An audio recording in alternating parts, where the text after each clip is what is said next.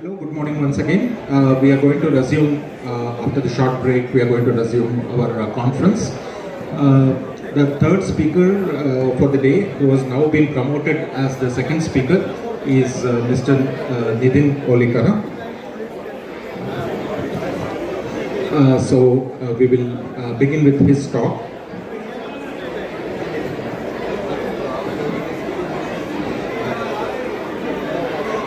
Can I request Dr. Raja Reddy to give a flower to the speaker, Mr. Nidhin Olikara. This is Dr. Raja Reddy. This is Mr. Nidhin Olikara. A very brief introduction about Shri Nidhin Olikara ji. Nidhin Olikara holds a degree in mechanical engineering as well as a bachelor and master's degree in history. He hails from Shivamogga, where, along with his own business, he researches on the history of Mysore during the time of Haidar and Tipu Sultan, a subject that has interested him since the late 90s. A good portion of his work is online on his blog site, Seringapattam Times. His another area of focus is the Deccan's vast military heritage, its arms and armor. Nidhin has contributed articles to several prominent newspapers and magazines, including Frontline, Deccan Herald, Business Line, and Bengaluru Mirror, as well as to several journals across the world. His latest paper on medals of Mysore was published very recently. Was it last month? Last month in June, in the Journal of the Asiatic Society. Nidhin was also instrumental in the discovery of the correct date of the birth of Tipu Sultan. I thank Nidhin for his presence and welcome him to give his talk titled "The Medals Issued by Tipu Sultan." Please.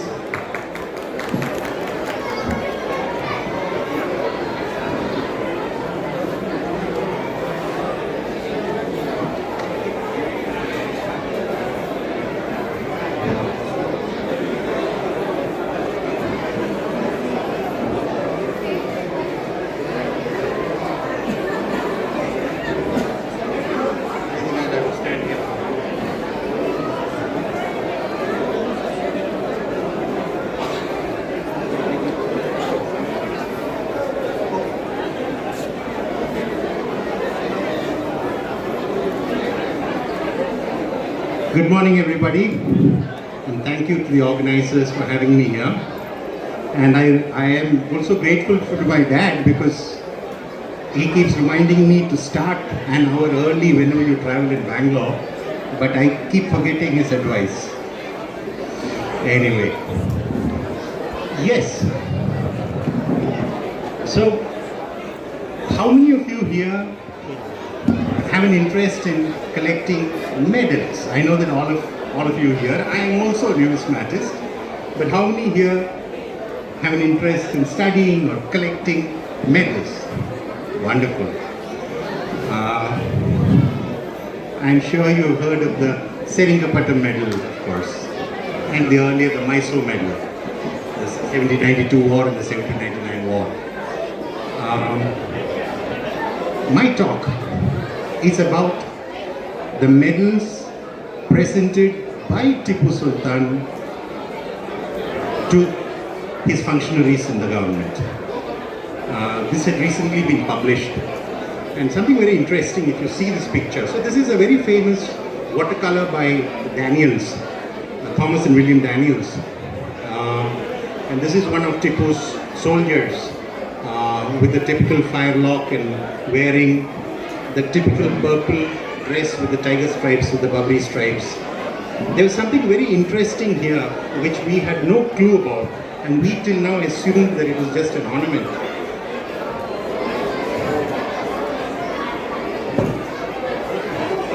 No problem. So do you see this bit here? So now we know that it was not a button, but we know that it was a medal.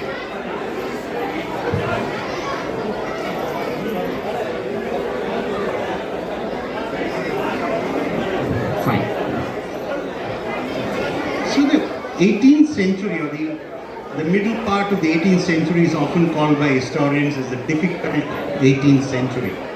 A difficult 18th century because this is how the Mughals had kind of broken up, they were in sharp decline, and you had a lot of principalities, the Marathas, the Sikhs, across the south, breaking up and trying to carve independent states for themselves. And Macaulay in his essays, critical and historical essays, writes of that period, because for 150 years, you have 5 great Mughals there, or the 5 famous Mughals there. And suddenly you have 10, after Aurangzeb's death, over a period of 50 years, you have 10 Mughal claimants on the throne. So this itself shows, what kind of a period that was. It's very interesting. And it was this period that threw up Haidar Ali, a phenomenal man. He was a Sarvadhikari or a general or a commander under the Wadiyars. After a period of time, he displaced the Wadiyars and kept them by the side and assumed power himself and called himself Nawab himself. And soon his son comes to the fore, and you have Mysore bursting on the world scene there.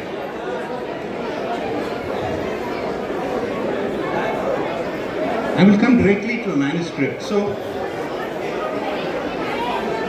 I have an interest, of course, in numismatics, but I also have an interest in the overall history of Mysore, especially during Tipu's and Haidar's time. And I have, over a period of time, also collect edge downs of that period. So I was always interested in the Babri. The Babri is a typical mark, since you collect coins, the Babri is a typical mark that you find on a lot of Tipu's coins around the flanks. Also on the double paisa, the flag, the tiger stripe. So that's a typical S-shaped, recurved S with a hollow center.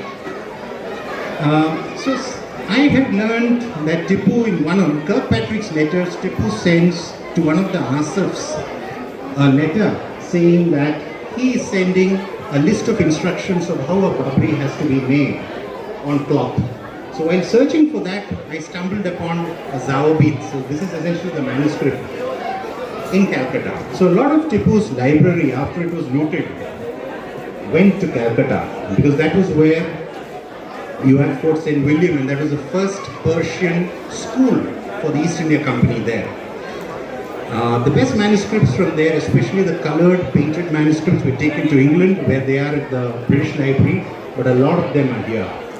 And it was here that I stumbled upon a very interesting manuscript called the Risala-e-Padaka. Risala in Farsi is essentially list. Padak is essentially, like in Sanskrit, medal or token. And the same applies in Farsi also. And this is a Zawabit. So we know, Kirmani himself mentions, and Kirkpatrick himself mentions, that around 1787, Tipu started a series of administrative reforms wherein he started issuing hukumnamas for every department. A hukumnama is a list of orders. And each of this was compiled as a Zawabit, or a Zabita, we call it a Zabita. So this is essentially a Zabita. Zabita is essentially a list of instructions to the ruler. So the way in which a ruler should function. So the Risala-e-Padaka, the document does not mention anywhere Risala-e-Padaka. So this was the title given to the manuscript at Fort St. William. So the manuscript says Zabita. So this is essentially, so if you read the Persian one, it says Hukumnama Zabita-e-Padakai Mursa. Mursa is fully inlaid. One neem is Adha, half. Wasada Tilal wa Nakrai Sarkar-e-Ahmadi. So that is essentially gold and silver medals to the Sarkar-e-Ahmadi. Sarkar-e-Ahmadi or Sarkar-e-Khudadar was essentially the name that Tipu gave to their own government. On the left, you see Tipu's seal, which says Tipu Sultan, and that's your 1215 Mauludi. At the right is the Bismillah Rahman Al-Rahim, written in the typical Shikast font, which is, Tipu modified it a little to call it Babri font, but essentially Shikast there.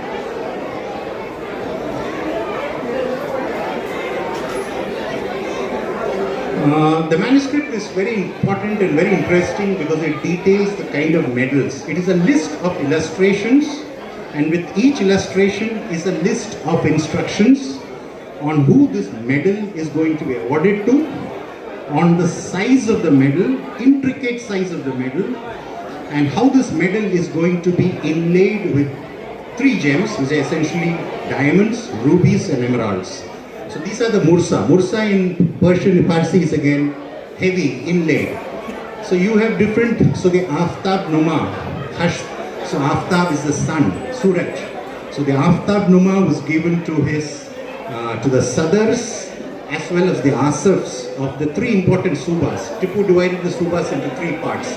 So there was a Suba at Taran, which is essentially flat land. In Kannada we call it Bailsime. Suba at Ghabra. Ghabra is hills. And Suba at Yam is the coast. So the Aftab Numa was probably the most prestigious medal because it was done very delicately. And this was given to the Sadars as well as the Asafs of these 3 important parts. Sadars, the Asafs were essentially like governors, Sadars were junior, reported to them, and the Sadars were in charge of all the depots in that area. The Hash Samosa is again, Samosa in Farsi is triangle. So the Hash Samosa was given again to Saryasakchi. So Saryasakchi was a very important administrative element in Tipu's thing, wherein he put one, it's like a CAG, Controller and Auditor General, wherein he puts his man into each department who reports to him directly.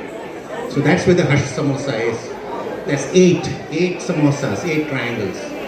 Again you see a Hash Samosa there, that is again for the cavalry, Hash Samosa, Savaran. And for this you have got for all. So you have different kacheris. So I'm just giving an overview.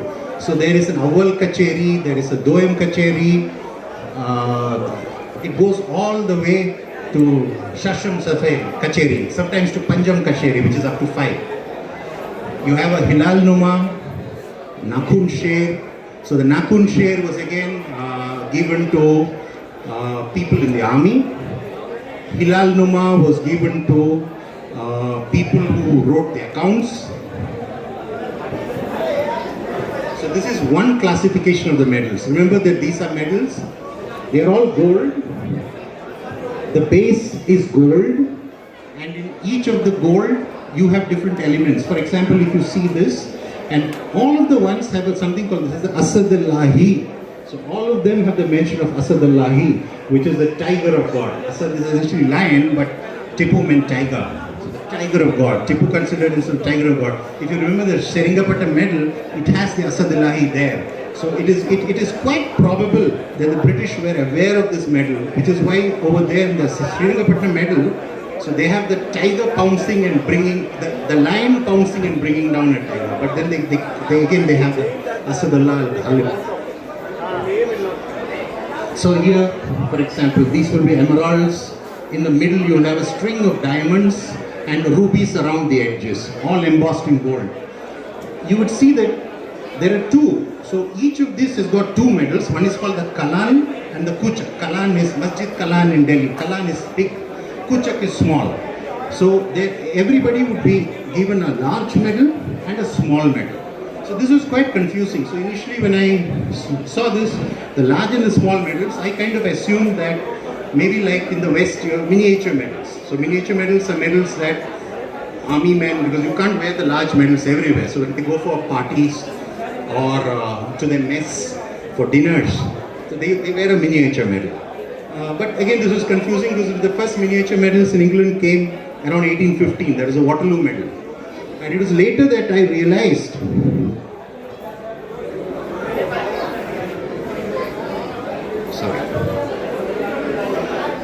that the whole tradition of South Indian jewelry, or Indian jewelry rather, was to have 2 sets. So you know that Jugnu Kanthi. So you would have a larger medal at the bottom and the smaller medal on the top. Remember that these are all medals, but they were essentially pieces of jewelry.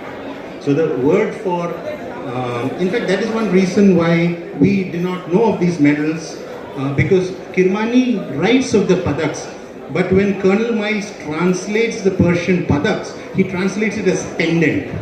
He does not translate it as medal.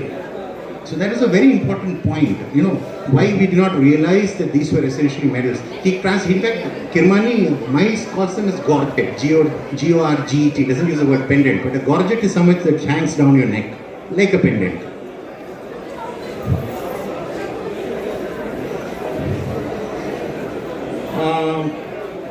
Yes. This is, similarly there were also Ni Mursa medals. So Ni Mursa medals were essentially medals with not a lot of gold, with a base of silver. And these were given to people like Darkashandian, and these were given to Bandars, rocketmen, people who manned the cannon, and all of these particular people. Essentially these were people who were not on the highest roles, but on middle level roles. So Tipu very cleverly changed the metal and they changed the number of stones in them. This is very interesting. Now there's another point to remember. In all probability, because the first medals given to all ranks in the West. So there is a tradition of medals in the West, especially in England, France, and the Low Countries, since a long time, since the 1600s. But they were all emblematic medals where you have a punch or a strike of the king or the queen, and distributed only to very important people. So I saw 1799, assuming that these medals were struck in 1787, 88. This was the only place, probably in the world, where medals were given to all ranks. Because it was only around 1815, after Waterloo campaign, that England awarded medals to all ranks. Otherwise it was given only to the most senior functionaries, not to the normal Sipahis, equivalents. But here we have a very interesting, so Sare Lashkar means the commander of the commander of that troop of Khalasian. Khalasis are essentially people who lift loads. So someone as simple as that was also given a medal. So that's why I call it a people's medal. Tipu did not call it a people's medal, that is my term. What happened to the medals? It's an interesting question. So Kirmani again speaks that and he says, I translate, the throne was broken up with jewels. We know Tipu's throne was looted and broken up. And chests upon chests of bejeweled medals. I call them medals now, but Miles translated them as gorgets or pendants. So he says, Ma Zevar Mursa wa Padak Hai Jar.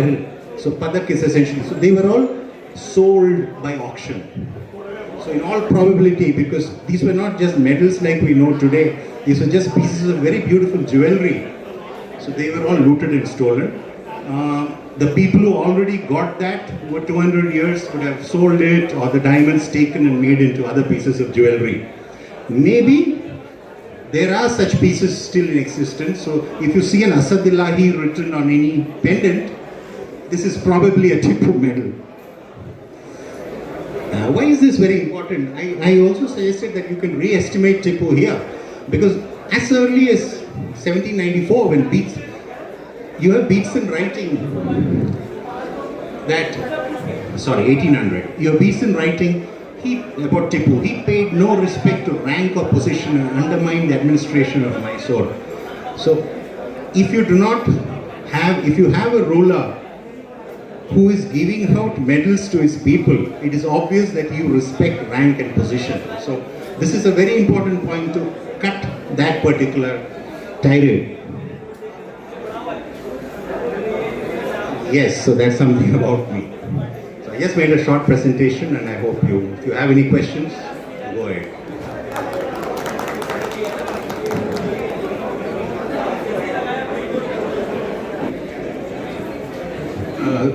Sir, a question from you. What was that last slide where somebody said that Tipu was a tyrant or something and no respect to the ranks?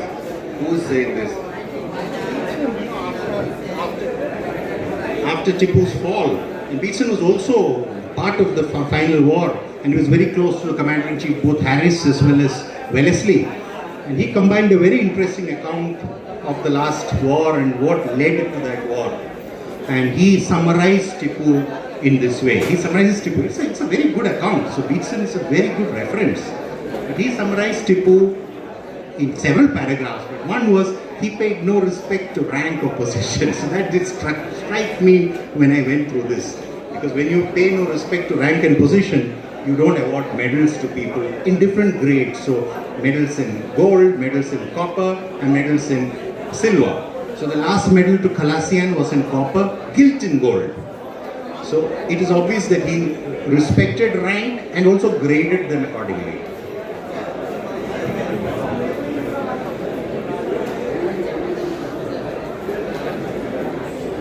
Any other questions for Nidhin Olikara? Okay. Thank you very much, Nidhin, and I award you a bottle of water. Yes, I know you require it, and thank you once again for coming all the way from Shimoga today.